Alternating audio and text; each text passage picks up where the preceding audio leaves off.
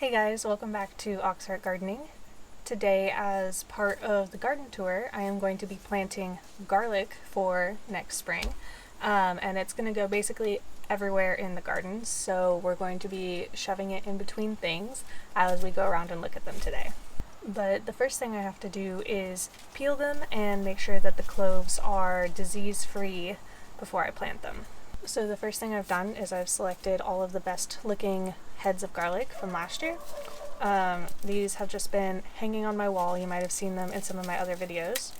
And I'm going to go ahead and peel back a lot of the outer layers and take a look inside and just see how they look, because we want to plant the healthiest looking garlic that we can. And as I'm getting in there, I'm seeing maybe a little bit of yellowing and a little bit of potential damage. And so what I'm going to do is pull a few of these randomly and peel them all the way down. And normally you wouldn't do this for every single clove that you plant, but it's really important to look at the actual clove itself to make sure that most of them are going to be okay looking. Alright, so I've gotten this peeled all the way down. I've got another one here as well. They both look pretty healthy, smooth. This end is a little brown, just I think because of the way it grew. And there is a tiny little bit of dots on this that might indicate mites, but it's not quite enough to know for sure. So I'm just gonna peel a couple more and take a look. So after peeling a few more cloves, I have found more definitive evidence of mite damage. And so what I'm going to do is a method I learned from Veronica Flores. I'll link her channel below. Basically, I'm going to soak these cloves in vodka, and then I'm going to soak them in a beneficial bacterial solution to kind of repopulate good bacteria onto them before I plant them in the ground. And like I was saying earlier, you don't normally want to peel garlic before you plant it, but you can. And in this case, this is pretty minor mite damage, and so these peeled cloves can still get planted. It shouldn't affect their growth too much because mostly the papers are here as protection, and as long as we're adding a biological protection, a microbe protection back to them, they should do just fine. And because I found mite damage on some of the ones on this head, I'm going to go ahead and peel all of the cloves from this head and soak them just to be sure. These are going to soak in the vodka for at least 15 minutes, and then when they're done with that, I'm going to soak them in this. This is called Organic Rev. It is a new product that I have found that I have liked so much that I have decided to become an affiliate with them. And I will talk more about them in another video, but basically what it is highly concentrated good microbes for the soil. And the reason that that's important, like I was saying, is it really helps to create this cohesive ecosystem that is going to help increase your plant's immunity to some of the more pathogenic microbes that it might encounter during its life. Additionally, in general, having more microbial life in the soil will help to make available nutrients that are in the soil that might not be available unless they are processed by certain microbes first. So I'll talk more in depth about this in a future video, but in the meantime, if you want to check them out yourselves, I'll go ahead and leave a link below. So because the garlic has to soak in the Rev solution for a couple of hours before I go ahead and plant it, we are going to take a look around the garden without the garlic.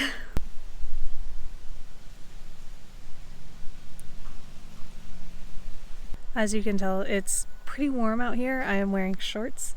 Yesterday it got up to 80, which is just confusing as far as weather goes. Like, sometimes it happens like this, but definitely going from freezing to 80 is a little bit more extreme than it might normally be, and so I think some of the plants are a little confused.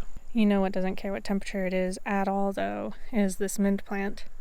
It can be freezing, It can be 90 degrees outside, and it will thrive pretty much no matter what, which is great for always having mint, but also means that cutting it back is a very frequent job that has to be done. In the old tomato row, we have a pretty well-established row of fava beans now. Some of them are starting to put on flowers, so that's really good. They might be able to flower before it frosts again, and even if it does frost again, these are pretty frost tolerant. I've got a few onions down here that got left in the ground. I think at least 2 of them I left because they went to seed and the bulb wouldn't have been really good to harvest anyway. But it's interesting for you to see how it has split like this. Like any other bulb, like flower bulbs you might be used to, garlic and onions are bulbs, and they split each year and grow up again. If you've been following me for a while, you know that I like watching stuff like that outside of its like normal growing, as far as like how we cultivate them for food.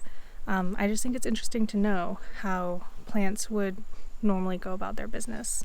Over here in the next row, celery and other brassicas that I got as starts from the store are just continuing to look pretty nice. They have kind of grown a little bit and are just in general looking pretty good. This warm weather is definitely going to help them get established faster, which is nice because I was a little late on them. It's also going to help the peas out, I believe. They're already looking quite healthy. And last week I was noticing some of this floppiness, and I'm starting to think that this is kind of just how they are during the day, because I checked on them a couple days later and they had firmed back up. So it might just be that they don't like the heat, especially since it's getting up to 80 yesterday. I still don't have any noticeable flowers, but I'm hoping that they will try and flower soon because they look like they are more than big enough for that. This lettuce over here that I planted underneath the peas is looking really great. I've already been pulling off of it for salads, and you can't even tell. It just continues to floof out. So that's really exciting, and especially this one that I thought definitely would not grow because I basically ripped all the roots off of it transplanting it. I decided to stick it in the ground anyway just in case, and there it is. And then past the trellises there's the area where the carrots are supposed to be. I definitely have some, but it's still mostly weeds back here. And things have been growing great under the cover, which has been nice for keeping things from digging in this area. And I've been coming through and slowly like pulling weeds up, especially ones that don't seem to be around any carrot sprouts. I've just been feeling like I gotta be extra careful not to accidentally yank up a bunch of weeds and either bring a carrot sprout with it or disrupt the soil too close to where a carrot little baby is trying to put down its roots. I'll probably give it a couple more weeks with the cover, and then things will probably be big enough at that point that the cats won't really feel tempted to dig around.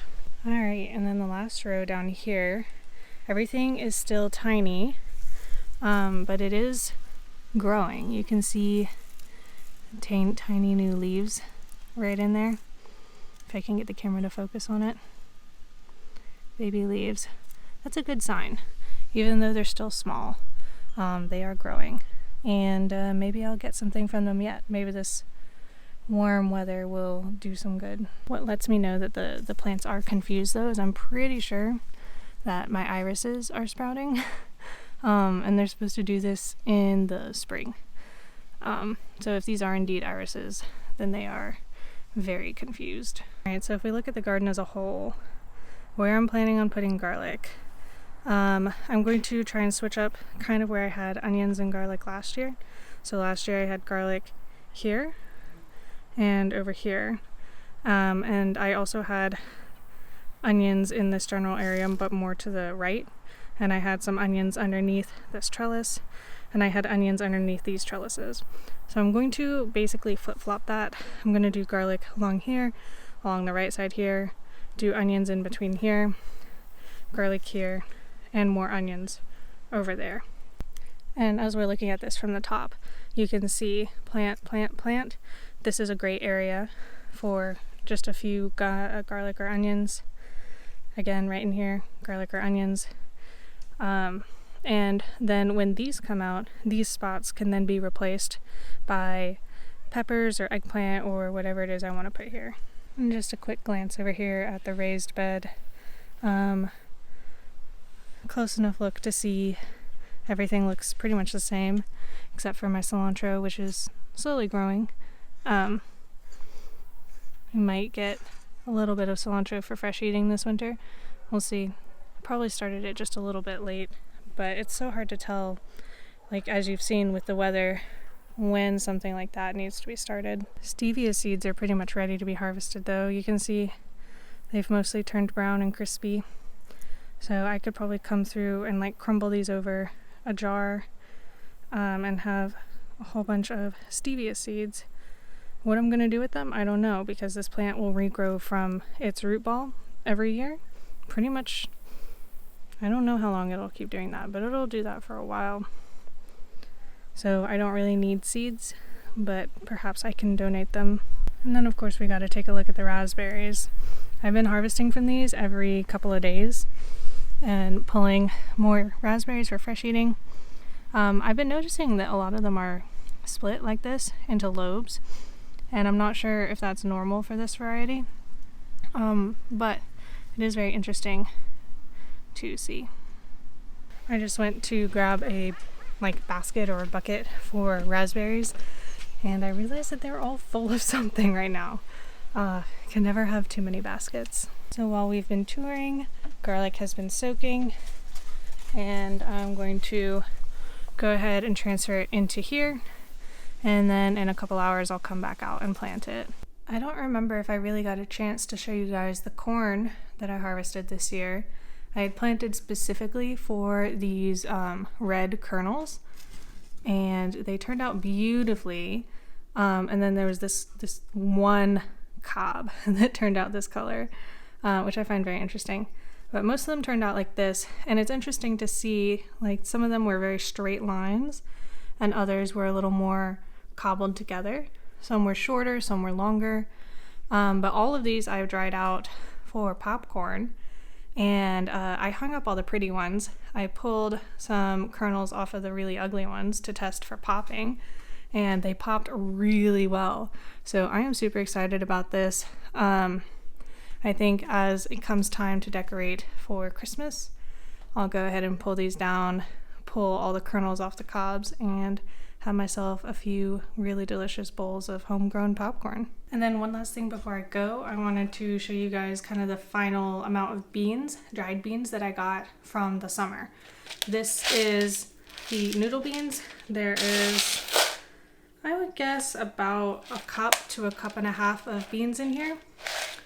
And then these are from my purple potted pole beans, the blue cocoa. And these are bigger beans, so the volume is larger, even though there's maybe a similar amount of these. And this is closer to like maybe 4 cups of beans in here. So that's pretty good. I did not expect to get actually this volume of beans from here, but you know, I'm pretty happy with it. This, along with the fresh beans that I had from just those 3 plants, remember that was only 3, was way more than enough. I think 3 is going to be like my max for years going forward. And if you're going to ask me what these taste like, I don't have a great answer for you, because I'm one of those people where like beans kind of taste like beans to me.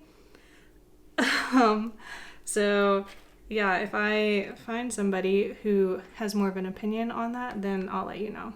Well, thank you so much for watching today. I know it has been a little less condensed than it normally is, but hopefully you found this interesting, because I do like to take you guys through what I'm doing, how I'm doing it, how I'm thinking about it, all of that.